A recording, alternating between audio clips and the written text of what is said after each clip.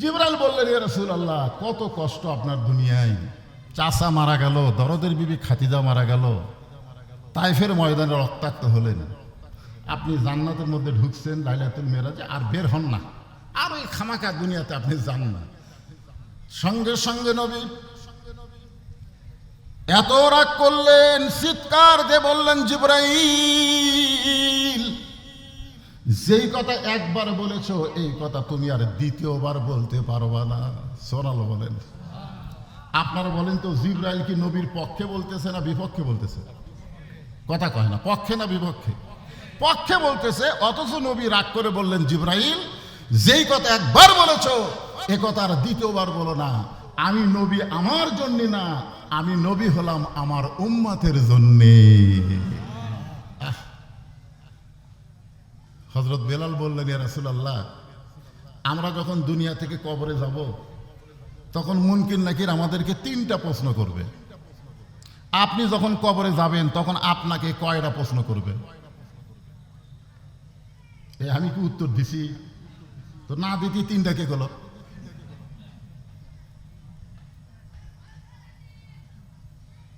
একজন সাহাবী হযরত বেলাল, তিনি নবীকে প্রশ্ন করতেছি, ইয়া রাসূলুল্লাহ, আমরা যখন কবরে যাব, মুসলমান যখন কবরে যাবে, মুসলমানদেরকে কয়টা প্রশ্ন করা হবে? 3টা প্রশ্ন করা হবে। কিন্তু আপনি যখন কবরে যাবেন তখন আপনাকে কয়টা করা হবে? আল্লাহ রাসূল বললেন, হযরত বেলাল, তোমার কি মনে হয়? তো বেলাল বলতে, যে হুজুর, আমার মনে হয় আপনাকে 2টা প্রশ্ন করবে। তো আল্লাহ রাসূল বললেন, কি কি 2টা করবে? বলে, মান রব্বুকা অমা দীনুকা, এই 2টা প্রশ্ন আপনাকে করবে, কিন্তু অমান নাবিউকা এই প্রশ্ন আপনাকে করবে না, কারণ আপনি নিজেই নবী, খালি নবী, সাইদুল আম্বিয়া, সাইদুল মুরসালিন। তখন আল্লাহ রাসূল কানলেন, খুব কানলেন। তো সাহাবীরা বললেন, হুজুর, আপনি কেন কানতেছেন? নবী বললেন, দেখো, তোমাদের ভাগ্য কত ভালো, তোমাদের নবী আছে, আর আমার ভাগ্য কত খারাপ, আমার কোনো নবী নাই। তোমাদের ভাগ্য এত ভালো, তোমাদের উকিল আছে, ব্যারিস্টার আছে, আল্লাহ হাকিমের কাছে তোমাদের ওকালতি করে, তোমাদের সুপারিশ করে জান্নাতে নিয়ে যাবে। আর আমার ভাগ্য এত খারাপ, আমার কোনো নবী নাই। সব সাহাবীরা কান্দেন, বলে, হুজুর, আপনি তো নবী, আপনার আবার নবী কে? রাসূল একটা মারাত্মক কথা বললেন সিরাতে রাসূলের দিনে, সিরাত সম্মেলনের দিনে। শোনেন, আল্লাহ রাসূল বললেন, যারা মৃত্যুবরণ করবে তারা কবরে গেলে তাদেরকে মুনকির নাকির 3টা প্রশ্ন করবে, আর যে মৃত্যুবরণ করবে না তাকে কোনো প্রশ্ন করা হবে না। এ কথার দ্বারা রাসূল বুঝালেন, আমাদের নবী মরা নবী না, আমাদের নবী হলেন হায়াতুন নবী। জোরে বলেন কথা ঠিক কিনা? খালি সিরাত শুনলে হবে না, নবী সম্পর্কে একটু জানা লাগবে। না জানলে মানবেন কেমনে? আল্লাহ রাসূল দুনিয়া থেকে বিদায় নেওয়ার পরে নবী দুনিয়া থেকে মরার কথা তার জীবনে কেউ বলেন না। নবী মরে গেছেন এ কথা যেন কোনোদিনও বলেন না। বলবেন ইন্তেকাল করছে, বিদায় নিয়েছে। নবীর শান বুঝতে হবে, মর্যাদা বুঝতে হবে। জোরে কোন ঠিক কিনা? আপনি নবী না বুঝলে আল্লাহ কি বুঝবেন? আল্লাহরে বুঝতে গেলে তো নবী আগে বোঝা লাগবে, নবীটা কে। তো আল্লাহ রাসূল দুনিয়া থেকে যখন বিদায় নিলেন, ونعوذ بالله من شرور أنفسنا ومن سيئات أعمالنا من يهدي الله فلا مضل له ومن يضلله فلا هادي له। সকলে একটু জবান খুলে বলেন, আশহাদু আল্লা ইলাহা ইল্লাল্লাহু ওয়াহদাহু লা শারীকা লাহু ওয়া আশহাদু আন্না মুহাম্মাদান আবদুহু ওয়া রাসূলুহু الذي أرسل رسوله بالحق بشيرا ونذيرا وداعيا إلى الله سراجا منيرا فقد قال الله تعالى في كلامه المجيد والفرقان الحميد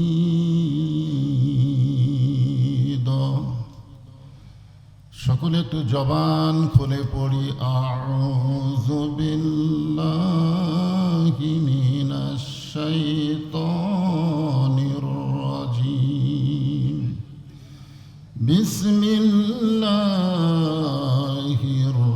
রহমানির রহিম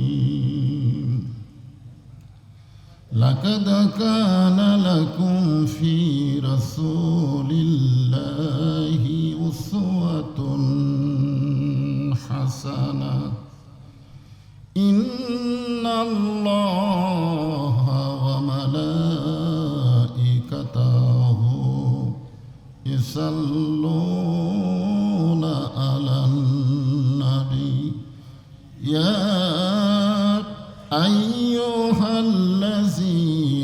আমানু সাল্লু আলাইহি ওয়া সাল্লিমু তাসলিমা আল্লাহুম্মা সাল্লি আলা মুহাম্মাদ সকলে পড়েন আল্লাহুম্মা বারিক আলা মুহাম্মাদ মাশরিকে হুব্বে মুহাম্মাদ সকলে বলি সাল্লাল্লাহু আলাইহি ওয়াসাল্লাম मतलाए दीवानी माँ मतलाए खुर्शीद इश्कास सीनाए सुजाने माँ बलगल उला बिकमालिही कशाफत दुजा बिजमालिही حسنت جميع خصاله صلوا عليه وآله اللهم آمين জান্নাতের বাগান থেকে জান্নাতি মানুষদেরকে নিয়ে আমি গুনাহগার তোমার রহমতের দরজায় দুখানা হাত তুলেছি আল্লাহ হাসরের ময়দানে জব্বার আর কাহার নামে রূপ নিয়া তুমি যখন বিচার শুরু করবে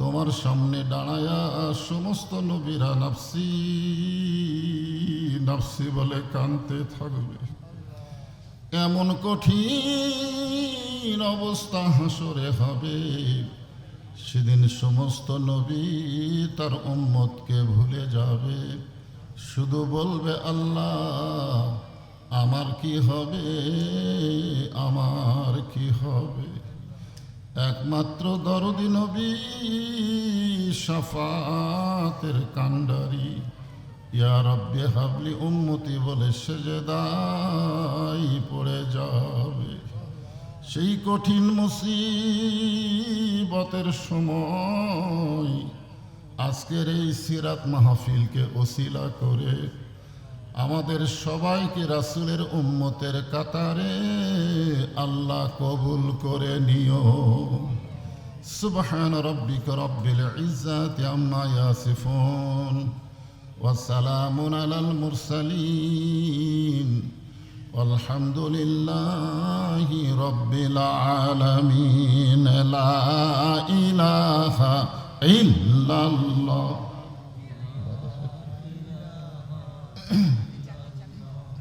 لا إله إلا الله لا إله إلا الله لا إله إلا الله لا إله إلا الله সব চাইতে দামি আল্লাহ রাসূল বলেছেন কোনো ব্যক্তি যদি সারা জীবন পাপ করে আর মৃত্যুর সময় এই কলেমা যেটার জিকির করতেছেন এই কলেমা যদি জবানে জারি থাকে শুধু জবানে কলেমা জারি থাকার কারণে আল্লাহ তার জীবনের সব গুনাহ মাফ করে দেয়। এই জন্য হাদিসে বলা হয়েছে আফজালুজ জিকির লা ইলাহা ইল্লাল্লাহ। সকলেই জবান থেকে মহব্বতে লা ইলাহা ইল্লাল্লাহ লা ইলাহা। মরণের কালে বুঝিতে পারিবা, কবরে গেলে বুঝিতে পারিবা, এই কলেমার কত গুণ। লা ইলাহা ইল্লাল্লাহু বলরে মুমিনগণ, লা ইলাহা ইল্লাল্লাহ লা ইলাহা ইল্লাল্লাহু মুহাম্মাদুর রাসূলুল্লাহ। রাসূলের মহব্বত। জিকির করলাম আল্লাহর ইবাদত। সুবহানাল্লাহ বলো। কি হয়েছে?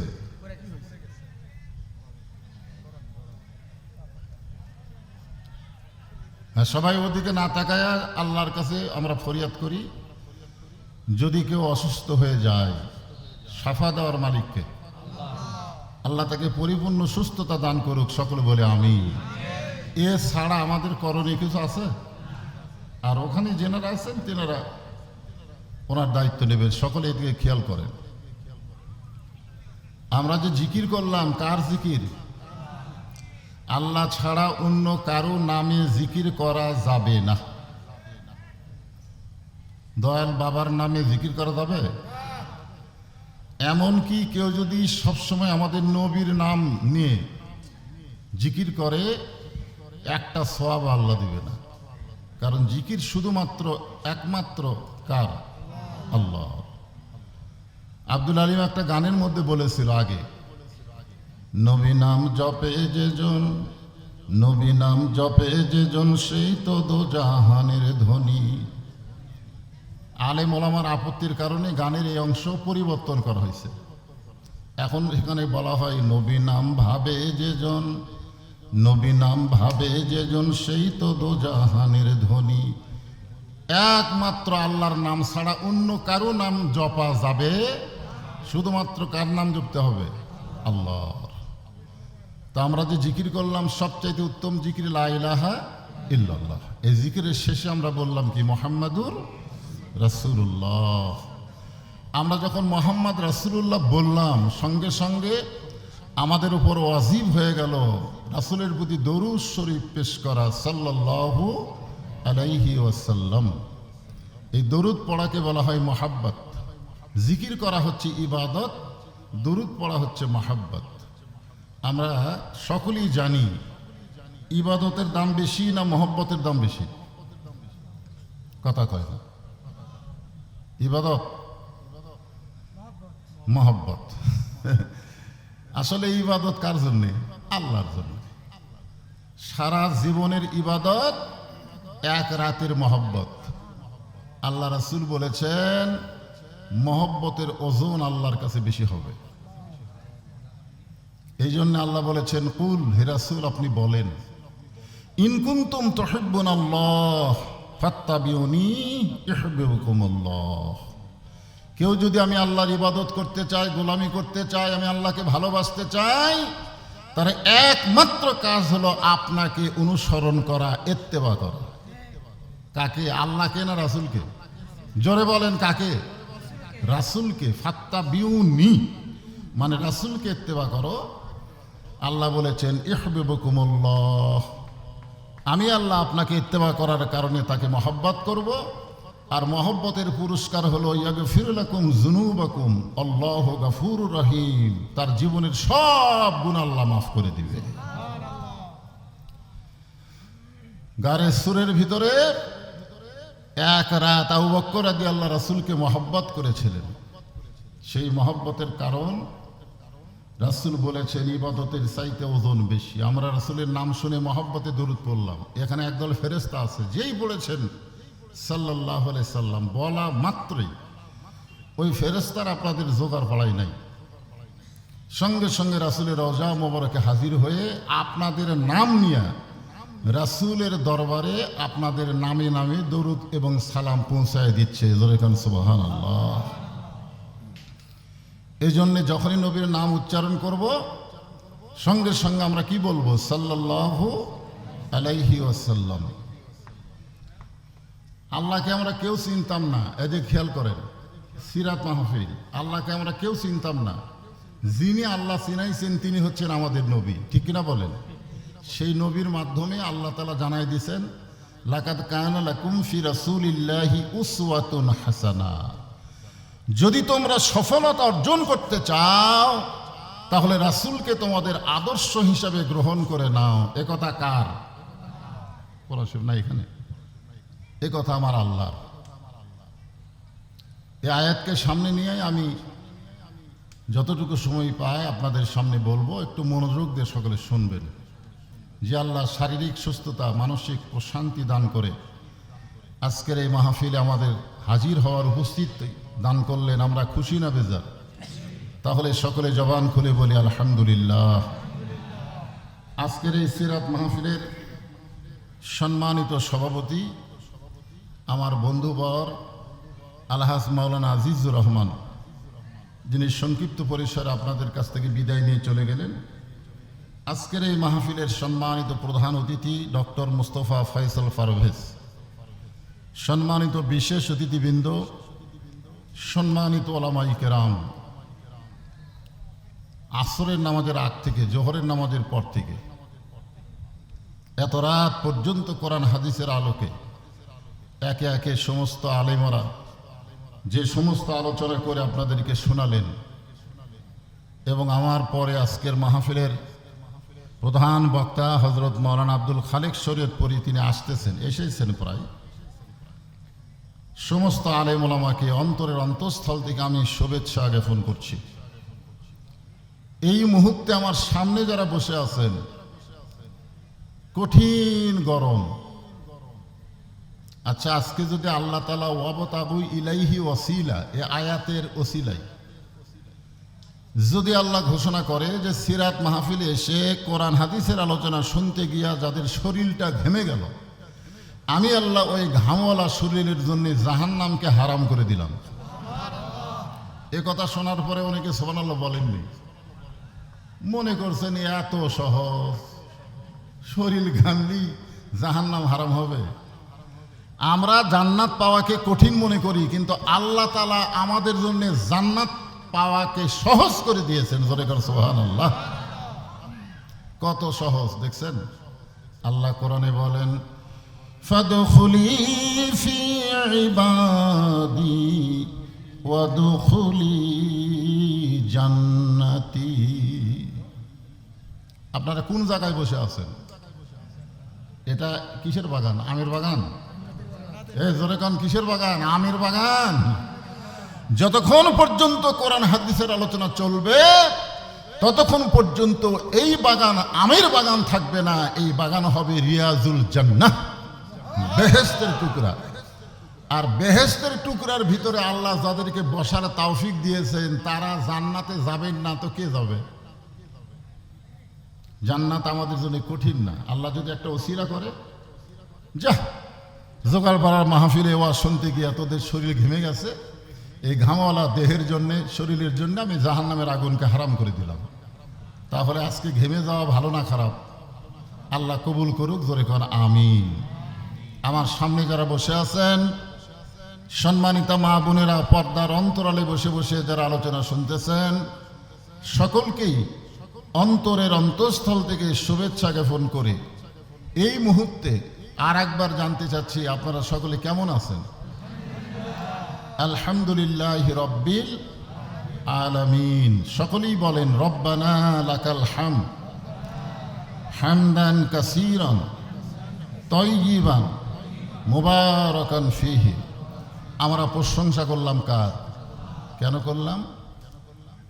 আল্লাহর প্রশংসা করার কারণ হলো ওয়া মান ইয়াবতাগি গায়রাল ইসলাম দীনান ফালাই ইউকবালা মিনহু। আল্লাহ কোরআনে বলেছেন ইসলাম ছাড়া অন্য কোনো জীবন ব্যবস্থা ধর্ম কেউ যদি গ্রহণ করে কখনোই তা কবুল করা হবে না। আপনাদের জোগাড় পাড়াতে আসতে গিয়া হিন্দু পাড়া ভিতর দিয়ে আসা লাগলো, ঠিক কিনা বলেন? কথা বলেন। যে আয়াতে কারিমা তেলাওয়াত করলাম, এই আয়াতের মাধ্যমে আল্লাহ বলেছেন ইসলাম ছাড়া অন্য কোনো ধর্ম কেউ যদি গ্রহণ করে লা ইউকবালা মিনহু, কখনোই তা কবুল করা হবে না। ইন্নাদ দীনা ইনদাল্লাহিল ইসলাম, আল্লাহর কাছে একমাত্র মনোনীত জীবন বিধানের নাম কি? আরো জোরে বলেন, নাম কি? তাহলে ইসলাম ছাড়া পৃথিবীতে যত ধর্ম আছে সমস্ত ধর্ম আসল না ভুয়া? আরো জোরে বলেন, জোরসে বলেন, আরো জোরে। ভুয়া শব্দটা বলতে পারবেন না। একটাই ধর্ম, আমাইয়াবতাগি গায়রাল ইসলাম দীনান ফালা ইউকবালা মিনহু। আল্লাহ বলেছেন কবুলই করা হবে না। আল্লাহ দয়া করে রহম করে সেই মুসলমানের ঘরে আমাদেরকে কবুল করেছেন। এই জন্য প্রশংসা করব কার? আল্লাহর প্রশংসা করার আর একটা কারণ হলো নিদানে আখেরাতে তরাইতে পুলসিরাতে কান্ডারি হইয়া নবী পার করিবেন সেই তরণী। সবাই বলেন নবী মোর পরশমণি, নবী মোর সোনার খনি, নবী নাম ভাবে যেজন সেই তো দোজাহানের ধনী। মাশাআল্লাহ, এমন একজন নবী আমরা পাইছি যেই নবীর সিরাত সম্পর্কে আজকে আলোচনা শুনতে আইছেন। সিরাত মানে তার জীবনী। যে জীবনীটা আপনারা শুনতে এসেছেন, যে নবী সম্পর্কে জানতে এসেছেন, যে নবী সম্পর্কে জানতে এসেছেন, সেই নবীটা কে? সেই নবীটা হলো আল্লাহ যখন হাকিম হয়ে আমাদেরকে আসামি বানায় বিচার শুরু করবেন, ওই সময় আমাদের নবী উকিল হবেন, ব্যারিস্টার হবেন, আমাদের পক্ষে আল্লাহর কাছে সুপারিশ করে আমাদের সবাইকে জান্নাতে পৌঁছায় দিবে। আল্লাহ রাসূল বলেছেন, আল্লাহ রাসূল বলেছেন আমার একজন উম্মতিনি বাইরে থাকা অবস্থায় আমি রাসূল ভিতরে ঢুকবো না। এটা কিসের বাহিরে? বুঝতে পারছেন আমার কথা? কি বুঝতে পারতেছেন যে একজন উম্মত, একজন উম্মতিনি, মা বোনেরা মনোযোগ দিয়ে শোনেন, যতক্ষণ পর্যন্ত বাহিরে থাকবে আমি রাসূল ততক্ষণ ভিতরে ঢুকবো না। রাসূল একবার ভিতরে ঢুকছেন লাইলাতুল মেরাজে। আল্লাহ রাসূল জান্নাতের মধ্যে প্রবেশ করছেন। আল্লাহ নবীর সঙ্গে একজন ফেরেশতা ছিল, নাম হলো জিবরাইল। ফেরেশতা জিবরাইল বললেন ইয়া রাসূলুল্লাহ, আপনি কি জানেন এই জান্নাতের দরজায় কি লেখা আছে? তো আল্লাহ রাসূল বললেন জিবরাইল আমি জানি না যতক্ষণ পর্যন্ত আল্লাহ না জানাই। সুবহানাল্লাহ বলেন। তো জিবরাইল বললেন হুজুর জান্নাতের দরজায় লেখা আছে সালামুন আলাইকুম তিবতুম ফাদখুলুহা খালিদিন। আল্লাহ, কেউ যদি একবার জান্নাতের মধ্যে প্রবেশ করে আল্লাহ তাকে চিরস্থায়ী জান্নাতে রাইখে দেয়। সুবহানাল্লাহ বলেন। ফাদখুলুহা মানে কি? কেউ যদি একবার প্রবেশ করে, খালিদিন মানে চিরস্থায়ী। এখন হয়তো আপনারা বলবেন হুজুর আদম আলাইহিস সালামকে আল্লাহ জান্নাতের মধ্যে রাখছিলেন কিন্তু আবার জান্নাত থেকে বের করে দিয়েছেন। আপনার কথা অনুযায়ী জান্নাতের মধ্যে ঢুকলে তো আর বাড়ান লাগবে না। এটা কি আমার কথা না আল্লাহর কথা? জোরে এখন কার কথা? ফাদখুলুহা খালিদিন। যদি আপনারা কেউ প্রশ্ন করেন যে আদম আলাইহিস সালামকে তো আল্লাহ জান্নাতে রাখছিল, তাহলে জান্নাত থেকে বাইর করে দিল কেন? আপনারা বলেন তো আমাদের নবী লাইলাতুল মেরাজে যে জান্নাতে ঢুকছিলেন, আদম আলাইহিস সালামকে তৈরি করে আল্লাহ কি সেই জান্নাতে রাখছিলেন? কথা কয় না। আমার জামাই শেষে একটা কথা বললো না যে আলেম ওলামার সঙ্গে কোথায় থাকবো? আলেম ওলামা যেখানে আমরা আছি, জাহেলের সাথে জান্নাতেও থাকার মজা নেই। এখন আপনারা বলেন আমাদের নবী লাইলাতুল মেরাজে যে জান্নাতের মধ্যে ঢুকছিল সেই জান্নাত আর আদম আলাইহিস সালামকে তৈরি করে আল্লাহ যে জান্নাতে রাখছিল সেই জান্নাত কি একই জান্নাত? কেমনে বুঝলেন? কারণ আদম নবীকে আল্লাহ যে জান্নাতে রাখছিলেন, সে জান্নাতকে একটা গাছ আল্লাহ রোপণ করে রাখছিলেন। সে গাছের নাম কি? আপনারা একটা তো নাম জানেন, সে বলেন না কেন? কি নাম? একটা গন্ধ মেরে লাগিয়া আল্লাহ বানাইছে দুনিয়া, এরকম একটা গান আপনারা শুনেননি? আল্লাহ বলেছেন ওয়ালা তাকরাবা হাযিহি শাজারাতা ফাতাকুনা মিনাজ জালিমিন। আদম, ওই গাছের কাছে যাইও না, ওই গাছের কাছে গেলে জালিমদের অন্তর্ভুক্ত হয়ে যাবে। আপনারা বলেন তো, আদম আলাইহিস সালামকে আল্লাহ জান্নাত দিয়েছিলেন ইবাদতের আগে না ইবাদতের পরে? কথা বলা লাগবে, ইবাদতের আগে না পরে? আগে। এই জন্য জান্নাতের মধ্যে ইবাদত দিছে যে সব গাছের ফল খাও, ওই গাছের কাছে যায় না। এটাই একটা হুকুম। ইবাদত মানে আল্লাহর হুকুম। ইবাদত মানে খালি নামাজ পড়া, রোজা করা, হজ করা, যাকাত দেওয়া, এইগুলো শুধু ইবাদত না। ইবাদত হচ্ছে আল্লাহর হুকুম।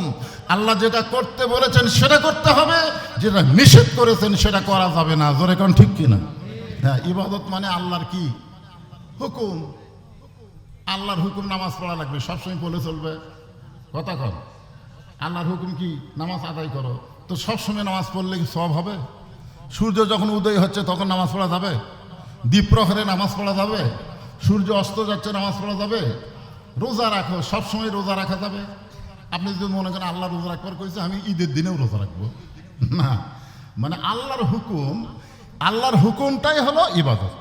এখন আল্লাহ বলেছেন ওই গাছের কাছে যাইও না, ওই গাছের কাছে গেলি জালেম হয়ে যাবে। আদম আলাইহিস সালাম ওই ইবাদতটাও করবার পারেনি, গাছের কাছে গেছে। তো এই জন্যে আল্লাহ তাআলা তাকে দুনিয়াতে পাঠালেন। ওই গন্ধম ফল খাওয়ার কারণে আল্লাহ তাকে দুনিয়াতে পাঠালেন, আর ঘোষণা করে দিলেন আর দুনিয়াও মাযরাতুল আখিরা। দুনিয়া হচ্ছে আখিরাতের একটা আবাদযোগ্য জায়গা, আর দুনিয়াও সিজনুল মুমিনিন। দুনিয়া হচ্ছে মুমিনদের জন্য জেলখানা। জোরে করে কথা ঠিক কিনা? জেলখানার কয়েদি যেমন ইচ্ছা অনুযায়ী চলতে পারে না, জেলের নিয়ম অনুযায়ী চলতে হয়। দুনিয়াতে যারা মুসলমান হবে তারা নিজের ইচ্ছা অনুযায়ী চলতে পারবে না, আল্লাহর হুকুম নবীর তরিকা মোতাবেক চলা লাগবে। জোরে কোন কথা ঠিক কিনা? এই জন্য তো মুমিনদের জন্য জেলখানা। জেলখানা মানে কি? আসসালাতু খায়রুম মিনান নাম শোনার পরে মুমিন ঘুম পাড়বি? এই কথা কর না কেন? ঘুম পাড়বে? আসসালাতু খায়রুম সালাতু খায়রুম মিনান নাম শোনার পরেও যে ঘুম পাড়ে সে মুমিন না, কারণ সে জেলারের নিয়ম মানতেছে না। জেলার মানে আল্লাহ হুকুম করেছে ফজরে আজান হওয়ার সঙ্গে সঙ্গে ঘুম ত্যাগ করো, ঘুম হইতে নামাজ অতি উত্তম। আপনি যখনই নামাজ পড়তে যাচ্ছেন তখনই ফেরেশতারা বলতেছে আল্লাহ কি মজার ঘুম। সারা রাতের মধ্যে ফজর আজানের সময় ঘুমের মজাই আলাদা। আর সেই ঘুম বাদ দিয়ে তোমার ডাক মুয়াজ্জিনের আজান শুনে সে মসজিদে যায়। আল্লাহ বলে ফেরেশতা এরা দুনিয়াতে হলো জেলখানা, দুনিয়া থেকে বিদায় নেওয়ার সঙ্গে সঙ্গে এদের জন্য তাকায় আছে জান্নাত। জোরে বলেন সুবহানাল্লাহ। ফেরেশতা জিবরাইল বললেন এ রাসূলুল্লাহ, আপনি যদি চান যদি জান্নাত থেকে বের না হন তাহলে আল্লাহ আপনাকে জান্নাত থেকে বের করে দিবার পারবে না। বের করে দিবার পারবে? পারবে? লিমা তাকুলু মা লা তাফআলুন। আল্লাহ যা বলে আল্লাহ তাই করে। আল্লাহ বলেছেন ফাদখুলুহা খালিদিন, কেউ যদি একবার জান্নাতে প্রবেশ করে সে চিরস্থায়ীভাবে জান্নাতে থাকবে। আপনি যদি বের না হন আল্লাহ আপনাকে বার করে দিবে না। খামাখা আপনি দুনিয়াতে কেন যাবেন? যে বছর রাসূল মেরাজ করেছেন সেই বছর রাসূলের জীবনে 3টা কষ্ট গেছে। কয়টা? 1 নম্বর কষ্ট হলো চাচা আবু তালেব মারা গেছে। আল্লাহ রাসূল বলেছেন মায়ের পেটে থাকা অবস্থায় আমি এতিম ছিলাম, কিন্তু দুনিয়া। অথচ আল্লাহ কোরআনে বলেছেন আলাম ইয়াজিদিকা ইয়াতীমান ফাআওয়া, আপনাকে আমি এতিম হিসেবে পাইছি।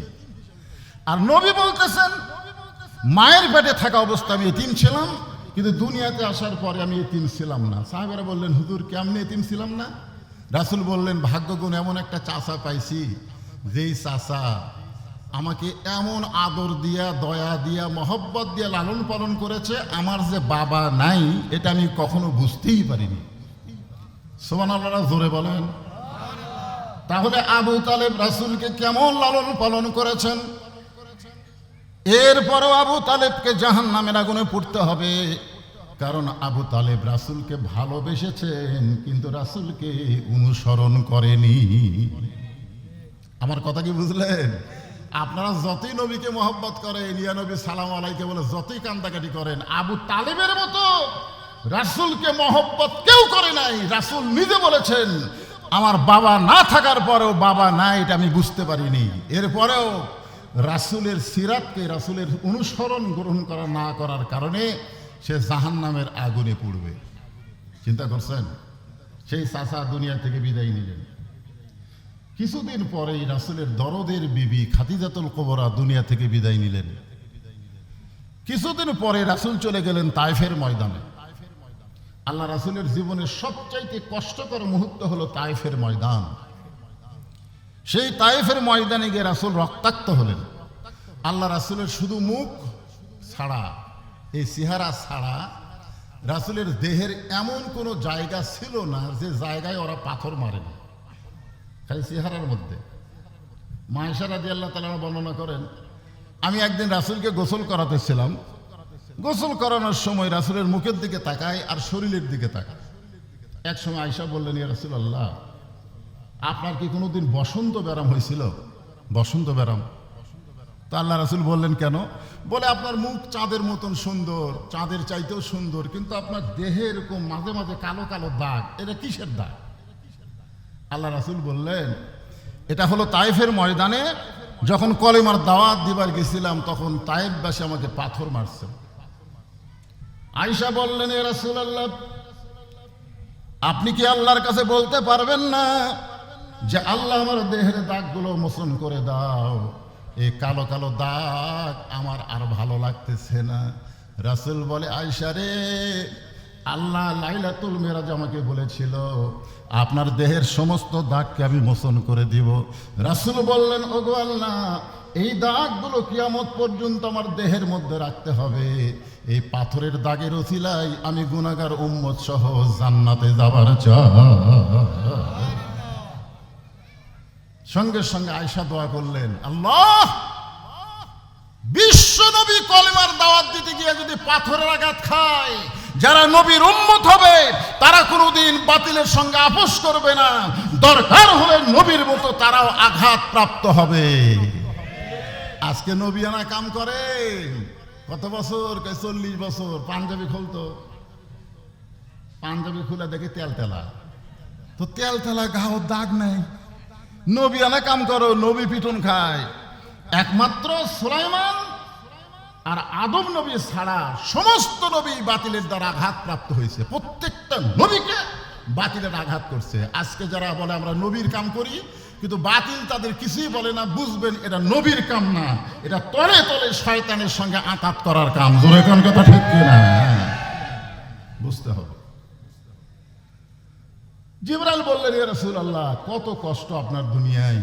চাচা মারা গেল, দরদের বিবি খাদিজা মারা গেল, তায়েফের ময়দানে রক্তাক্ত হলেন, আপনি জান্নাতের মধ্যে ঢুকছেন লাইলাতুল মেরাজে, আর বের হন না, আর ওই খামাকা দুনিয়াতে আপনি যান না।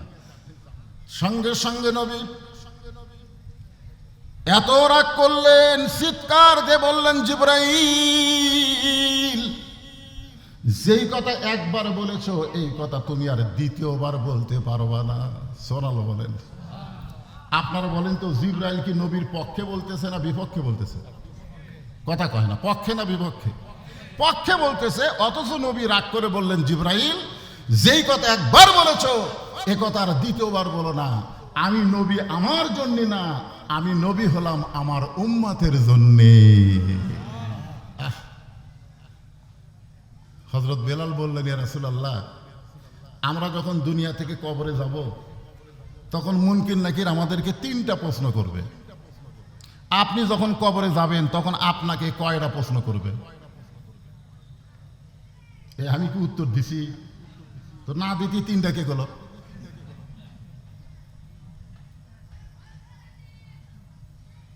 একজন সাহাবী হযরত বেলাল, তিনি নবীকে প্রশ্ন করতেছি, ইয়া রাসূলুল্লাহ, আমরা যখন কবরে যাব, মুসলমান যখন কবরে যাবে, মুসলমানদেরকে কয়টা প্রশ্ন করা হবে? 3টা প্রশ্ন করা হবে। কিন্তু আপনি যখন কবরে যাবেন তখন আপনাকে কয়টা করা হবে? আল্লাহ রাসূল বললেন, হযরত বেলাল, তোমার কি মনে হয়? তো বেলাল বলতে, যে হুজুর, আমার মনে হয় আপনাকে 2টা প্রশ্ন করবে। তো আল্লাহ রাসূল বললেন, কি কি 2টা করবে? বলে, মান রব্বুকা অমা দীনুকা, এই 2টা প্রশ্ন আপনাকে করবে, কিন্তু অমান নাবিউকা, এই প্রশ্ন আপনাকে করবে না, কারণ আপনি নিজেই নবী, খালি নবী, সাইদুল আম্বিয়া, সাইদুল মুরসালিন। তখন আল্লাহ রাসূল কানলেন, খুব কানলেন। তো সাহাবীরা বললেন, হুজুর, আপনি কেন কানতেছেন? নবী বললেন, দেখো, তোমাদের ভাগ্য কত ভালো, তোমাদের নবী আছে, আর আমার ভাগ্য কত খারাপ, আমার কোনো নবী নাই। তোমাদের ভাগ্য এত ভালো, তোমাদের উকিল আছে, ব্যারিস্টার আছে, আল্লাহ হাকিমের কাছে তোমাদের ওকালতি করে, তোমাদের সুপারিশ করে জান্নাতে নিয়ে যাবে। আর আমার ভাগ্য এত খারাপ, আমার কোনো নবী নাই। সব সাহাবীরা কান্দেন, বলে, হুজুর, আপনি তো নবী, আপনার আবার নবী কে? রাসূল একটা মারাত্মক কথা বললেন সিরাতে রাসূলের দিনে, সিরাত সম্মেলনের দিনে। শোনেন, আল্লাহ রাসূল বললেন, যারা মৃত্যুবরণ করবে তারা কবরে গেলে তাদেরকে মুনকির নাকির 3টা প্রশ্ন করবে, আর যে মৃত্যুবরণ করবে না তাকে কোনো প্রশ্নও করা হবে না। এ কথার দ্বারা রাসূল বুঝালেন, আমাদের নবী মরা নবী না, আমাদের নবী হলেন হায়াতুন নবী। জোরে বলেন কথা ঠিক কিনা? খালি সিরাত শুনলে হবে না, নবী সম্পর্কে একটু জানা লাগবে। না জানলে মানবেন কেমনে? আল্লাহ রাসূল দুনিয়া থেকে বিদায় নেওয়ার পরে নবী দুনিয়া থেকে মরার কথা তার জীবনে কেউ বলেন না। নবী মরে গেছেন এ কথা যেন কোনোদিনও বলেন না, বলবেন ইন্তেকাল করছে, বিদায় নিয়েছে। নবীর শান বুঝতে হবে, মর্যাদা বুঝতে হবে। জোরে কোন ঠিক কিনা? আপনি নবী না বুঝলে আল্লাহ কি বুঝবেন? আল্লাহরে বুঝতে গেলে তো নবী আগে বোঝা লাগবে, নবীটা কে। তো আল্লাহ রাসূল দুনিয়া থেকে যখন বিদায় নিলেন তখন কতকগুলো মহিলা, উম্মাহাতুল মুমিনিন, 6 লক্ষ হাদিসের হাফেজা মা আয়েশার সাথে দেখা করলেন। নবী যখন দুনিয়া থেকে বিদায় নিলেন তখন কতগুলো মহিলা, এই মায়েরা যারা পর্দার অন্তরে আছেন মনোযোগ দিয়ে শোনেন, কতগুলো মহিলা এসে মা আয়েশার কাছে সাক্ষাৎ করলেন। মহিলারা বলতেছেন, মা, আমরা নবীর সম্পর্কে আপনার কাছে জানতে চাই। আপনারা বলেন তো, মেয়েরা কি নবীর কাছে আসতে পারতেন? মেয়েরা পর্দা বোঝেন? আপনারা পর্দা বোঝেন? আজকাল তো মুরিদের বউ পীরের কাছে যায়, ওই পীর বাবার কাছে মুরিদ যায়, মুরিদের বউ যায়, বাবার কাছে ফয়েজ যায়। অথচ ইয়াসার রাদিয়াল্লাহু ইসলাম গ্রহণ করার পরে তিনি যখন বাড়িতে গেলেন, বাড়িতে যাওয়ার পরে তার বিবি সুমাইয়া বললেন, ওগো স্বামী, আপনার চেহারার মধ্যে নূর ঝলতেছে, আলো জ্বলতেছে, কারণ কি? ইয়াসার বললেন, আমি ঈমান গ্রহণ করছি, ঈমানের নূর আমার চেহারার মধ্যে আল্লাহ প্রকাশ করে দিয়েছে। বিবি সুমাইয়া বলতেছে, তাহলে আমিও ঈমান গ্রহণ করব। ইয়াসার রাদিয়াল্লাহু দৌড়ে এসে রাসূলকে বললেন, নবী গো, আমি তো ঈমান গ্রহণ করছি, আমার বউটাও ঈমান গ্রহণ করতে চাই, আমি কি আমার বউ আপনার কাছে নিয়ে আসবো?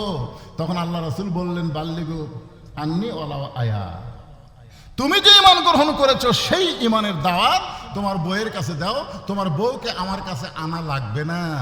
নবীর কাছে ইয়াসারের বউ আসলে নবীর কিছু হতো না, কিন্তু এইটা বর্তমান ভণ্ডপীর দলিল নিত, যদি সাহাবীর বউ নবীর কাছে আসতে পারে তাহলে মুরিদের বউ আমার কাছে আসতে পারবে না কেন? জোরে কোন কথা ঠিক কিনা? কারণ লাকাদ কানা লাকুম ফি রাসূলিল্লাহি উসওয়াতুন হাসানা, যদি সফলতা অর্জন করতে চাও নবীর আদর্শকে গ্রহণ করতে হবে। নবীর বিবি ছাড়া নবী অন্য কোনো মহিলার সঙ্গে পর্দাহীন ভাবে দেখা করে নাই। জোরে কোন সুবহানাল্লাহ। এখন মেয়েরা বলতেছে, মা, আল্লাহ নবী সম্পর্কে আমরা একটু জানতে চাই। আয়েশা বললেন, মেয়েরা, তোমরা নবী সম্পর্কে আমার কাছে জানতে আইছো, এখন আমি তোমাদের সামনে বলতেছি, তোমরা নবী সম্পর্কে শুনবে, না আমার স্বামী সম্পর্কে শুনবে? একটু মনোযোগ দিবেন। তোমরা নবী সম্পর্কে জানবে না আমার স্বামী সম্পর্কে শুনবে? তো মেয়েরা বলতেছে, মা আল্লাহর নবীও যিনি উনি তো আপনার স্বামী। আয়েশা বলতেছে 6 বছর বয়সে নবীর সঙ্গে আমার বিয়ে হয়েছে। একটু মনোযোগ দিয়ে শোনেন। কয় বছর? 6 বছর বয়সে বিয়ে হয়েছে, আর 9 বছর বয়সে আমি নবীর ঘরে আইছি। কয় বছর বয়সে নবীর ঘরে আইছে? 9 বছর। আর 18 বছর বয়সে নবী দুনিয়া থেকে চলে গেছে। তাহলে মা আয়েশার সঙ্গে নবী কয় বছর ছিলেন? একটু হিসাব করেন। দেখা নবীর উম্মত গরমের মধ্যে কি বিরক্ত লাগতেছে? একটু হিসাব করেন। 6 বছর বয়সে বিয়ে হয়েছে, 9 বছরে নবীর সংসার আইছে, 18 বছরে নবী দুনিয়া থেকে বিদায় হয়ে গেছে। তাহলে মাঝখানে 9 বছর। মা আয়েশা বললেন, এই 9 বছরে আমি নবী কি দেখেছি মাত্র 3 বার, আর আমার স্বামীকে দেখেছি আমি হাজার হাজার বার। এখন তোমরা কি নবী সম্পর্কে শুনবে না স্বামী সম্পর্কে শুনবে? আপনাদের কি ধারণা আমাদের নবী কি অতি মানব না আমাদের মতোই? অনেকে বলে আমরাও যা নবী হতে, আমরাও যা নবী হতে। এক বক্তা ওয়াজ করতে বলতেছে আমরা মাটির তৈরি, নবীও মাটির তৈরি। তখন সাইড থেকে একজন বলতেছে তাহলে আমরা যা নবীও তাই রে। 4 সূরজ গ্রহ তারা তারি নূরের ইশারা, নইলে যে অন্ধকারে ডুবিত এই ধরণী। সবাই বলেন নবী মোর পরশমণি, নবী মোর সোনার খনি, নবী নাম ভাবে যেজন সেই তো দোজাহানের ধনী। নবী যখন স্বামী ছিলেন, পৃথিবীর শ্রেষ্ঠ স্বামী ছিলেন। আমরা যতই স্বামী হই না কেন, আমার নবীর মতো ভালো স্বামী পৃথিবীর কেউ হতে পারে নাই। আল্লাহ নবী যখন নবী ছিলেন, পৃথিবীর শ্রেষ্ঠ নবী ছিলেন। নবী যখন বদরের জিহাদে যাচ্ছেন, পৃথিবীর শ্রেষ্ঠ সেনাপতি। আল্লাহ নবী যখন না খেয়েছিলেন, নবীর মতন না খেয়ে কেউ থাকে নাই। ক্ষুধার জ্বালায় নবী পেটে পাথর বাঁধছেন। আল্লাহ নবী যখন অত্যাচার সহ্য করেছেন, নবীর মতন অত্যাচার সহ্য কেউ করে নাই। আবার আল্লাহর নবী যখন নানা হয়েছেন, নবীর মতন শ্রেষ্ঠ নানা এই দুনিয়াতে কেউ হবার পারে নাই। আবার নবী যখন শ্বশুর হয়েছেন, ওসমান রাদিয়াল্লাহু বলেন দুনিয়ার কে কেমন শ্বশুর পাইছো জানি না, কিন্তু আমি এমন একজন শ্বশুর পাইছি তার মতন ভালো শ্বশুর এই দুনিয়াতে আর কারো নাই। জোরে কান সুবহানাল্লাহ। আপনি যেই দিকে যাবেন সেই দিকে আমাদের নবী শ্রেষ্ঠ। যার কারণে আল্লাহ বললেন, ওগো রাসূল মা আতাকুমুর রাসূলু ফাখুযুহু ওয়া মা নাহাকুম আনহু ফান্তাহু। আপনি যেইটা করবেন সেইটাই করা আপনার উম্মতের জন্য ফরজ হয়ে যাবে, আর আপনি যেইটা নিষেধ করবেন সেইটা তাদের জন্য হারাম হয়ে যাবে। এই মনোযোগ দিয়ে শোনেন, নবী যা করেছেন সেটা আমাদের জন্য করা কি ফরজ? জোরে কোন করা কি? মা আতাকুমুর রাসূলু ফাখুযুহু, ফাখুযুহু মানে তোমরা সেটা গ্রহণ করো। ওয়া মা নাহাকুম আনহু ফান্তাহু, নবী যেটা নিষেধ করেছে সেটা তোমরা বর্জন করো। নবী শুধু কলেমার দাওয়াত দেয় নাই, নবী এক সময় গভীর রাত্রে মক্কা ছেড়ে মদিনায় হিজরতও করেছে। জোরে কোন কথা ঠিক কিনা ভাইজান? হিজরতও করেছে। আহারে, মদিনায় হিজরত করার পরে সর্বপ্রথম নবী, যারা উমরা করেছেন হজ করেছেন তারা জানেন, প্রথম একটা মসজিদ নবী নির্মাণ করলেন। প্রথম যে মসজিদকে বলা হয় মসজিদে কুবা। নাম কি? মসজিদে কুবা। আল্লাহ রাসূল বলেছেন আমার নির্মিত প্রথম মসজিদে কেউ যদি 2 রাকাত নামাজ আদায় করে, আল্লাহ এত খুশি হয় তার আমল নামায় একটা ওমরা হজের সওয়াব দিয়ে দেয়। সুবহানাল্লাহ। জোরে কন না কেন? আরে আপনি করতে পারবেন তো? একটু জোরে মহব্বতে সুবহানাল্লাহ কন। আপনাকেও আল্লাহ হয়তো হজ করার সুযোগ না দিলে ওমরা করার তৌফিক দিয়ে দিবে। সুবহানাল্লাহ বলেন। এই মসজিদে কুবা নবী নির্মাণ করলেন। নির্মাণ করার কারণ হলো নবুয়তের 10ম বৎসরে মেরাজ হয়েছে। সেই মেরাজে আল্লাহ তাআলা নবীকে 5 ওয়াক্ত নামাজ দিয়েছে। নবী নামাজ নিয়ে মক্কায় চলে আসলেন। 5 ওয়াক্ত নামাজ পাওয়ার পরে নবী 3 বছর মক্কায় থাকলেন। গোপনে গোপনে নবী সাহাবীদের নিয়ে নামাজ পড়েন। আর কোরআন শরীফের মধ্যে আল্লাহ বলেছেন আকিমুস সালাত, নামাজ কায়েম করো। গভীর রাত্রে নবী বললেন, আল্লাহ, কোরআনে যত জায়গায় তুমি নামাজের কথা বলেছো, প্রত্যেক জায়গায় বলেছো নামাজ কায়েম করো, কিন্তু নামাজ কায়েম তো মক্কায় করা যায় না। নামাজ কায়েম করতে গেলে আজান দেওয়া লাগবে। আজান দেওয়ার পরে সবাই চলে আসবে, একজন ইমাম হবে, মুয়াজ্জিন আকামত দেবে, তারপরে নামাজ কায়েম হবে। কিন্তু আল্লাহর নবী নামাজ কায়েমের কথা আপনি বারবার বলতেছেন আল্লাহ, কিন্তু আমি তো নামাজ কায়েম করতে পারি না। তাহলে এরকম চোরের মতন নামাজ পড়লে কি হবে? আল্লাহ বলতেছেন আপনি যেভাবে নামাজ আদায় করতেছেন মক্কায়, এটার নাম হলো ইকরাউস সালাত, নামাজ পড়া। কিন্তু নামাজ পড়ার জন্য তো আমি আপনাকে পাঠাইনি, নামাজকে কায়েম করার জন্য পাঠাইছি। বর্তমানে আপনাদের জোগাড় বাড়াই আমরা মসজিদে এশার নামাজ পড়লাম, এইটা কিন্তু নামাজ কায়েম হলো না। কারণ আমরা যখন নামাজ পড়লাম তখন আমাদের মুসলমান দাবি করা কিছু মানুষ বাহিরে হট্টগোল সরগোল করলো। জোরে কোন কথা ঠিক কিনা? নামাজ পড়া অবস্থায় শোনা গেল ওরা রাস্তার মধ্যে সরগোল করতেছে। জিজ্ঞাসা করেন এশার নামাজ পড়ে তোমার নাম কি? বলে আমার নাম হলো আব্দুল্লাহ। আরেকজনকে জিজ্ঞাসা করলেন তোমার নাম কি? বলে আমার নাম হলো আব্দুর রহমান। তোমার নাম আব্দুল্লাহ, আব্দুর রহমান, অথচ এশার নামাজ মসজিদে হয়ে গেল, তোমার খবর কি? বলে আমি মুসলমান আছি, কিন্তু আমি নামাজ পড়ি না। যতদিন পর্যন্ত বাংলার জমিনে নামাজ পড়া হবে, নামাজ কায়েম হবে না, ততদিন মক্কার ইসলাম হবে। আর মক্কার ইসলাম যে আকিমুদ্দিন, দিন কায়েম করা যাবে না। দিন কায়েম করতে গেলে নবীর সিরাতে মদিনার ইসলামকে গ্রহণ করা লাগবে। কথা বলেন, কথা বলা লাগবে। দিন কায়েম করতে হবে, নামাজ কায়েম করতে হবে। আল্লাহ বললেন ইয়া রাসূলুল্লাহ, আপনি আফসোস করেন না, একদিন আপনি ঠিকই নামাজ কায়েমের পরিবেশ পাবেন। আর সেই পরিবেশের প্রথম মসজিদের নাম হলো মসজিদে কুবা। জোরে কোন সুবহানাল্লাহ। করা যাবে। এই যে আপনারা মসজিদ বানাচ্ছেন এত সুন্দর করে, টাইস ফাইস দিয়ে কি সুন্দর করে মসজিদ বানালেন, এই মসজিদ বানাচ্ছেন কি নামাজ পড়ার জন্য না কায়েম করার জন্য? এই কথা বলেন, পড়ার জন্য না কায়েম করার জন্য? আল্লাহ রাসূল বললেন আজকে মসজিদে কুবায় নামাজের জামাত হবে, নামাজ কায়েম হবে। ইসলামে প্রথম যেই নামাজটা জামাতের সঙ্গে পড়া হয়েছে সেই নামাজের নাম হলো যোহরের নামাজ, আজান দিয়া। এর আগে নামাজ পড়া হয়েছে, কিন্তু নামাজ কায়েম হয় নাই।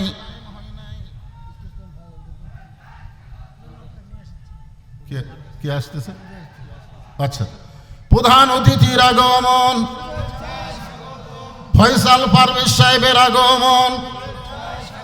লিল্লাহে তাকবীর। তোমরা এখন তাকবীর বন্ধ করে দাও, প্রধান অতিথি টেজে নিয়ে আসো। গুরুত্বপূর্ণ আলোচনা হচ্ছে, খুব খেয়াল করবেন।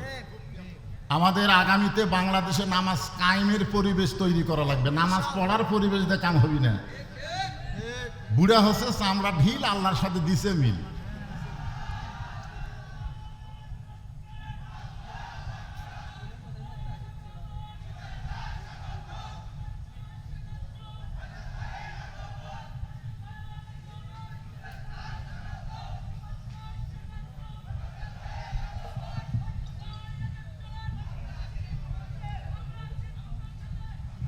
এটা দুনিয়াবি স্লোগান। ফয়সাল সাহেব এগিয়ে চলো, আমরা আছি তোমার সাথে, বলা যাবে না, বলতে হবে আল্লাহ আছে তোমার সাথে। জোরে কোন কথা ঠিক কিনা? কথা কন না কেন?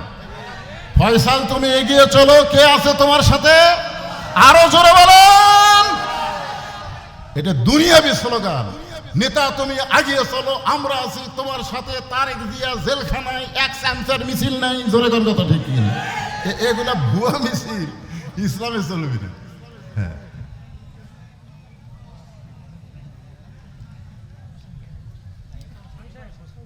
হ্যাঁ বসেন, প্রধান অতিথি বসতে দেন। আমি যে কথাটা বলতেছি কি বলবো বলবো হ্যাঁ, মনোযোগ দেওয়া লাগবে। এখনকার কথাগুলো মনোযোগ না দিলে।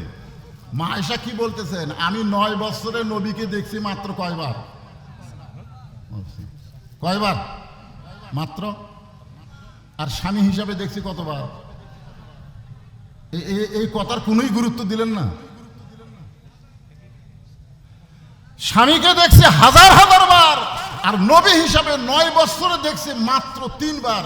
এখানে আপনাদের বুঝাবার দিচ্ছি, যিনি নবী তিনি স্বামী, কিন্তু নবীর রূপ আলাদা, স্বামীর রূপ আলাদা, নানার রূপ আলাদা, আবার পিটন খাওয়ার সাইজ আলাদা, পিটন দেওয়ার সাইজ আলাদা। তোর এখন কথা ঠিক কিনা?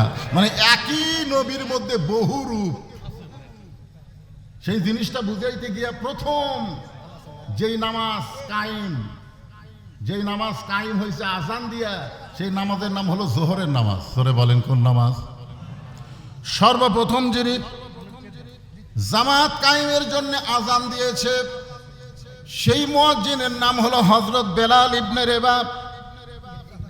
আল্লাহ রাসূল বলেছেন, ও বেলাল তুমি আমার কাছে আসো। বেলাল যখন নবীর কাছে আসলেন, নবী বেলালের কপালে একটা চুমা দিয়ে বললেন, বেলাল তুমি কি জানো হাসরের ময়দানে তোমার মাথা আমার মাথার উপরে থাকবে?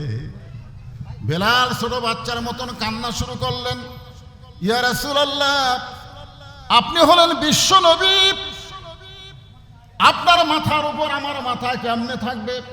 আল্লাহ রাসূল বললেন, বেলাল শুধু তুমি নও, কিয়ামত পর্যন্ত যারা মসজিদে মুয়াজ্জিনি করবে, এই মুয়াজ্জিনের মাথাটা ইমামের মাথার চাইতে আল্লাহ উপরে রাখবে। এখন আপনারা বলেন তো মুয়াজ্জিনের দাম কম না বেশি? সর্বপ্রথম এই মুয়াজ্জিন হযরত বেলাল। আবু বকর বলেছিল, ইয়া রাসূলুল্লাহ আমি মুয়াজ্জিন হবার চাই। উমর ফারুক বলেছিল, ইয়া রাসূলুল্লাহ আমি মুয়াজ্জিন হবার চাই। ওসমান বলেছিল, আমি মুয়াজ্জিন হবার চাই। কারণ এত বড় দামি ফজিলত কেউ হাতছাড়া করবার চায় না। রাসূল বলে, সাহাবীরা রে, আজানের মালিক যে আল্লাহ, আরশ থেকে সে আল্লাহ মুয়াজ্জিন নিযুক্ত করে দিয়েছে। আমি নবী আজানের মালিক না, আজানের মালিককে সে আল্লাহ মুয়াজ্জিনকে নিযুক্ত করে দিয়েছে। সেই মুয়াজ্জিন হলেন হযরত বেলাল। সমস্ত সাহাবী বেলালকে আঁকড়ে ধরে বলে, বেলাল তোমার মধ্যে এমন কি যোগ্যতা আছে যেই যোগ্যতার কারণে আল্লাহ তাআলা তোমাকে মুয়াজ্জিনের মতন বিশাল একটা পদ দিয়েছে? বেলাল বলতেছে, আমি জানি না, আল্লাহ রাসূলই বলতে পারবেন। কারণ আল্লাহ রাসূলকে জানান, রাসূলের কাছে তোমরা শোনো। সমস্ত সাহাবীরা রাসূলকে জিজ্ঞাসা করলেন, এ রাসূলুল্লাহ এই বেলালের মধ্যে এমন কি গুণ যেই গুণের কারণে বেলাল আজান দেওয়ার মতন মুয়াজ্জিনি সম্মান পাইলেন? রাসূল বললেন, সাহাবীরা রে তোমরা সবাই জিহ্বা বের করো।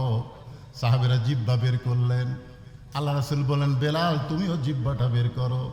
বেলাল যখন জিহ্বা বের করে, সমস্ত সাহাবী তাকায় দেখে বেলালের জিহ্বার মাঝখানে ছিদ্র দেখা যায়। সাহাবীরা বললেন, ইয়া রাসূলুল্লাহ এই বেলালের জিহ্বার মধ্যে ছিদ্র দেখতে পাইলাম কারণ? নবী বললেন, সাহাবীরা রে শুধুমাত্র কলেমাকে কলিজার মধ্যে ইকরার বিল লিসান, তাসদিক বিল জানান, আমল বিল আরকান, ঈমানটাকে কলিজার মধ্যে জায়গা দেওয়ার জন্য এই বেলালকে কাফের বেঈমানেরা সারাদিন মারছে। শুধু মারে নাই, বুকের উপরে পাথর চাপা দিয়ে রাখছে। শুধু পাথর চাপা দিয়েও ক্ষান্ত হয় নাই। বেলাল যখন আল্লাহ আল্লাহ জিকির করে, বেলালের জিহ্বাটা টেনে বের করে ওই জিহ্বার মধ্যে পেরেক ঢুকাইয়া দিছে। এরপরে আবু বকর বেলালকে যখন মুক্ত করে নবীর সামনে হাজির করে, আল্লাহ রাসূল বেলালের কপালে একটা চুমা দেয়। জিহ্বার সঙ্গে জিহ্বা লাগাই দিলে সঙ্গে সঙ্গে জিহ্বাটা পূর্বের মতো হয়ে বেলালের মুখের মধ্যে ঢুকে যায়। আল্লাহ রাসূল বললেন, বেলাল তুমি কি জানো তোমাকে আল্লাহ খুশি হয়ে একটা আয়াত হাদিয়া দিয়েছে? ধরে কোন সুবহানাল্লাহ। বেলাল তুমি কি জানো আল্লাহ তোমার উপরে খুশি হয়ে তোমাকে একটা আয়াত আল্লাহ হাদিয়া দিয়েছে? ইন্নাল্লাযীনা ক্বালু রাব্বুনাল্লাহু সুম্মা ইসতাকামু তাতানাজ্জালু আলাইহিমুল মালাঈকা আল্লা তাখাফু ওয়ালা তাহজানু ওয়া আবশিরু বিল জান্নাতিল্লাতী কুনতুম তুআদুন। আল্লাহু আকবার। বেলাল, তুমি শুনলে খুশি হবে, তোমার কোনো ভয় নেই, তোমার কোনো চিন্তা নেই। এই দুনিয়াতে আল্লাহ তোমাকে বেহেশতের সুসংবাদ দিয়ে দিছে। এরপরও বেলাল কাঁদতেছে। রাসূল বলে, বেলাল, আল্লাহ তোমাকে জান্নাতের সুসংবাদ দিলে এরপরে তুমি কেন কাঁদতেছো? বেলাল বলে, ইয়া রাসূলুল্লাহ, আমি আল্লাহু আকবার, আল্লাহ সবচাইতে বড়, সে আল্লাহকে ঈমান গ্রহণ করে চোরের মতন আমাকে সারাদিন ওরা মারলো। আমি জবান খুলে চিৎকার করে বলতে পারি নাই, শুধু জবানে আল্লাহ আল্লাহ বলেছি, জোরে বলি নাই। আমার জিহ্বা টেনে ওরা ছিদ্র করে দিয়েছে। আমার আল্লাহ বড়, এই কথাটাকে কোনোদিন জোরে বলা যাবে না। রাসূল বলে, বেলাল রে, বর্তমানে মক্কায় সেই পরিবেশ নাই। যেদিন পরিবেশ হবে সেই দিন সর্বপ্রথম তোমাকেই জোরে আল্লাহু আকবার বলার হুকুম দেওয়া হবে। হাসিনার সময় আমরা সেই পরিবেশ পাচ্ছিলাম না। জোরে কোন কথা কন না কেন? কিন্তু এখন 5ই আগস্টের পরে, হাসিনা পলানোর পরে সেই পরিবেশ আছে না নাই? একটু জোরে দেওয়া লাগবে, দেখি কে কত জোরে পারেন। লিল্লাহি তাকবীর। আসো আসো। আগে তকবির দিলেই দুই একজন সাইড থেকে স্লিপ দেয়, তকবির ছাড়া কেউ আস নাই। কারণ ওই শালারা হলো শয়তান, ওরকে কলিজার মধ্যে শয়তান বসে আছে। তকবির দিলে কেন ছটফট ছটফট করে? কারণ শয়তান সব সহ্য করতে পারে, আল্লাহু আকবার সহ্য করতে পারে না। জোরে কর কথা ঠিক কি না? যত জোরে তকবির দিবা তত জোরে শয়তান, দূরে শয়তান পালায় যাবে। বাংলাদেশে আবার একদল নতুন আসতেছে, তারাও এই তকবিরকে অপছন্দ করে। জোরে কর কথা ঠিক কি না? তবে আজকে ফেসবুকে দেখলাম একজন নেতা বলতেছে, তোমরা আপাতত নির্বাচনের আগ পর্যন্ত নামাজ জামাতে পড়ো। মাথা গেল রে, শালারা কি কয়, নির্বাচন পর্যন্ত নামাজ, নির্বাচন পর্যন্ত। এটা বলার পিছনে কারণ হলো যে মসজিদের ইমাম কি তালকিন দেয়, এই তালকিনটা ধরার জন্য। কি তালিম দেয়? এই তালিমটা ধরার জন্য। ভাই, যখনই তুমি জামাতে নামাজ পড়তে আসবা, নামাজ পড়তে পড়তে ইন্নাস সালাতা তানহা আনিল ফাহশাই ওয়াল মুনকার, তোমার ভিতর থেকে যাবতীয় বাতিলকে আল্লাহ দূর করে দিয়ে ঈমান দিয়ে তোমার আত্মা ভরপুর করে দিবে। ওই নেতার কথা মতোই তোমরা জামাতে আসো। জামাত জামাত জোরে গান কোথায় আসো? এই আরো জোরে গান কোথায় আসো? জামাতে। আমরা চাই জামাত আগামীতে সরকার গঠন করবে। দরকার কথা ঠিক না? জামাতে আসো। কি ওরাই বলতেছে জামাতে আসো। নির্বাচন পর্যন্ত পড়তে পড়তে দেখবেন ওই যাই একবার নামাজ ধরে, যেভাবেই হোক। আমরা ছোটবেলায় ওয়া শুনতাম, এক বাচ্চা কে মা বলতো, তুমি যদি নামাজ পড়ো, নামাজ পড়ার পরে শেষদার ওখানে কাপড় টান দিবে, মিষ্টি পাবে। তুই নামাজ পড়ে মিষ্টি খাওয়ার জন্য, বুঝছেন? ওই নামাজ পড়ার পরে যায় নামাজ টান দেয়, যায় নামাজের তলে মিষ্টি পায়। এই মাটা কি করে, আগে যায় নামাজের তলে মিষ্টি দেওয়া যায়। এই নামাজ পড়ে মিষ্টি খায়, সেই জন্য এখন মিষ্টি পাওয়ার জন্যই নামাজ ধরছে। কিন্তু একদিন মা মানুষ তো মনে নাই, নামাজ পড়ে যায়, নামাজ তুলে দেখে মিষ্টি। মাও তো খালি হায় হায় হায়, আজ তো মিষ্টি দেয়নি। আজ তো আমার ছেলে কাছে আমি ধরা পড়লাম, যা দেখে ছেলে মিষ্টি খাচ্ছে। মা কয়, বাবা কেমনি? এই প্রতিদিন যেভাবে আসে আজকেও সেভাবে পাইছে। আমরাও বলতে দিই, তোমরা ধরার জন্যে আসো। কি ধরার জন্যে? জামাত ধরার জন্য আসো। আস্তে আস্তে আল্লাহ পরিবর্তন করে দিবে। পারকে পারে না? আল্লাহ বলেছেন, ফালিয়াবুদু রাব্বা হাযাল বাইত আল্লাযী আত'আমাহুম মিন জু'ইন ওয়া আমানাহুম মিন খাউফ। ওয়াজ তো কিছু করা লাগবে, তাকে এখনই কথা বলবেন, আমি বলতে থাকি নাকি? আচ্ছা ঠিক। সবাই একটু জিকির করেন, লা ইলাহা ইল্লাল্লাহ, লা ইলাহা ইল্লাল্লাহ, লা ইলাহা ইল্লাল্লাহ, লা ইলাহা ইল্লাল্লাহ, লা ইলাহা ইল্লাল্লাহ। সেটাই বললাম তো,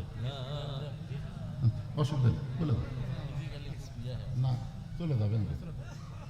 কথা একবার বলেছ, এই কথার দ্বিতীয়বার বলতে পারবা না। মনে আছে না ভুলে গেছেন? কোন জায়গায় মনে নেই। আপনারা বসে আছেন জান্নাতের বাগানে, আর রাসূল তখন ছিল জান্নাতে। সুবহানাল্লাহ বলেন। আমি আপনাদের বলতেছি এই কারণেই যে রাসূল জান্নাতের মধ্যে গিয়া ফেরেশতা জিবরাইল নবীর পক্ষে কথা বলতেছেন, যদি খামাখা দুনিয়াতে গিয়ে আপনার লাভ কি? এই বছরে আপনার চাচা দুনিয়া থেকে বিদায় নিল, আপনার দরদের বিবি খাদিজা বিদায় নিল, এমনকি তাইফের ময়দানে আপনি রক্তাক্ত হলেন। আল্লাহ তাআলা আপনাকে জান্নাত দেখার তৌফিক দিলেন। জান্নাতে প্রবেশ করলে সে যদি বের না হয়, আল্লাহ তাকে বাড়ি করে দিবে না। জিবরাইল নবীর পক্ষে কথা বলতেছেন, আর নবী রাগ করে বললেন, যে কথা একবার বলেছো এ কথা আর দ্বিতীয়বার বলো না, কারণ আমি নবী আমার জন্য না, আমি নবী হলাম আমার উম্মতের জন্য। জোরে কোন সুবহানাল্লাহ।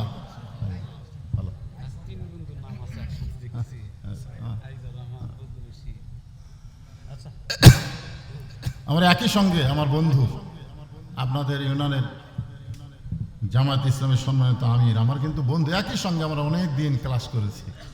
সেই ক্লাস 8 থেকে একেবারে ফাজিল পর্যন্ত একসঙ্গে লেখাপড়া করছি। আইজুর রহমান চলে গেল, সেও আমার ক্লাসমেট। এই যে আইব আলী, তাই বলতেছে আজকে 3 বন্ধুর নাম দেখলাম এক জায়গায়। মাশাআল্লাহ। তো কি বলতেছিলাম, যে আমি নবী আমার জন্য না, আমি নবী হলাম আমার উম্মতের জন্য। আমি সেই দিন, এই কথাটা মনে রাখেন, আমি সেই দিন জান্নাতে থাকার জন্য প্রবেশ করব, জান্নাতে থাকার জন্য। আমি সেই দিন, যেদিন আল্লাহ আমার সমস্ত উম্মতকে জান্নাত দিয়ে দিবে। এইদিকে তাকান, আপনারা খেয়াল করেন, যেই নবী নেতা জান্নাতে যায় আমাদের কথা বলেনি, এখন আপনারা কেমন নেতা নির্বাচন করবেন? যেই নেতা সংসদে গেলে আপনাদের কথা ভুলা যায়, জোগাড় ভাড়া এই জায়গাত আসার রাস্তাই নেই। আছে কি যে বেকায়দা। আপনারা আছেন এখানে কাহালো শেষ মুড়া, দুঃচাচারও শেষ মুড়া, মাঝখানে ব্রিজের ওই পার দুঃচাচা, এবার জোগাড় ভাড়া। তা আমি আপনাদের যেটা বুঝাবার চাচ্ছি, সিরাতের মাহফিলে সকলে একটু জবান খুলে বলবেন, আমার নেতা তোমার নেতা। হলো না, এটা মেম্বার মার্কা স্লোগান হলো। আমরা ইসলামী আন্দোলনের, ইসলামী দলের যারা আসে তারা নেতা না, তারা হলেন আমির, তারা হলেন আমির, ইমাম। ইমাম মানে কি? এই খেয়াল করেন, ইমাম মানে কি? কতক্ষণ পর্যন্ত? আপনার যে এশার নামাজ পড়লেন, এশার নামাজ ফরজ কয় রাকাত? ধরে বলেন, ফরজ কয় রাকাত?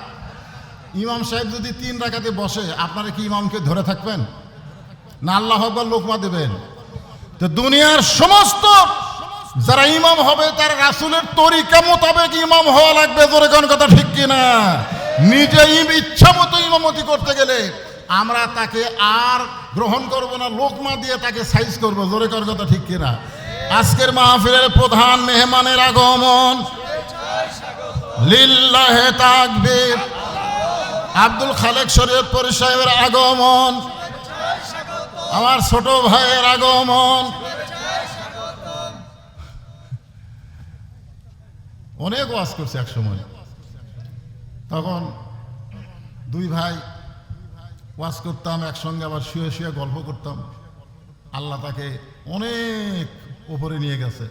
পারাফায়না এলাকা জিকরাক, আল্লাহ আরো সম্মান দার করুক। জোরে কোন আমিন। তো ভাইজান এসে গেছে, আমি এলাকার মানুষ।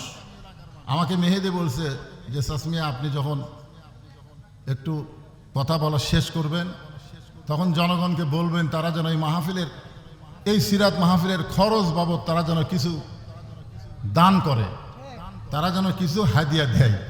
তা আপনাদের কাছে যদি ব্যাগ যায়, রুমাল যায়, আপনারা 2-4 টাকা করে দিবেন না? দিবেন না? কারা কারা দিবেন না তারা হাত তোলেন।